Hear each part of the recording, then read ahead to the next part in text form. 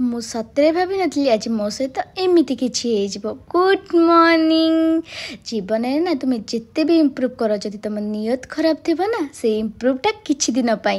ସକାଳୁ ସକାଳୁ ଉଠିକି ମୁଁ ମୋ ନିତ୍ୟକର୍ମ ସାରି ସାରିଲା ପରେ ମୋ ମାମା ବାଢ଼ି ଦେଇଥିଲା ମୋ ପାଇଁ ପଖାଳ ଭାତ। ଯେଉଁମାନେ ପୂର୍ବ ଭ୍ଲଗ୍ସ ଦେଖନ୍ତି ଜାଣିଥିବେ ପଖାଳ ଭାତ ମୋର କେତେ ପସନ୍ଦ।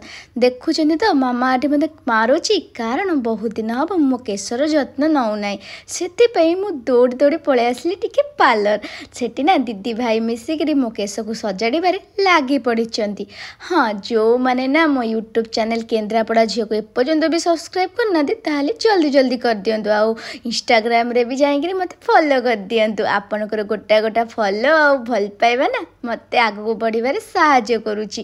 ତାପରେ ସନ୍ଧ୍ୟା ହେବାକୁ ଲାଗିଥିଲା, ଆଉ ଅଙ୍କଲ ନା ମୋ ଫରମାଇଶରେ ମୋତେ କଫି ଆଉ ମୋମୋଜ ଖାଇବାକୁ ଦେଇଥିଲେ। ମୋ ଦିନ ତ ଆଜି ବନିଗଲା। ତାପରେ ଘରକୁ ଆସିଲା ପରେ ଗୁଗିର ଏଇ କୁନି କୁନି ହାତରେ ମୋତେ ସେ ଖୁଆଇ ଦେଉଥିଲା। ସତେ କି ସେ ମୋ ମା ଆଉ ମୁଁ ତା ଝିଅ। ଏଇଭଳି ଭାବରେ ମୋର ଆଜିର ଦିନ ବିତିଗଲା। ଆଉ ସୁଟ୍ଟା ତ ମୋର କମ୍ପଲସରି। ଯେଉଁମାନେ ପୂର୍ବ ଭ୍ଲଗ୍ସ ଦେଖନ୍ତି ଜାଣି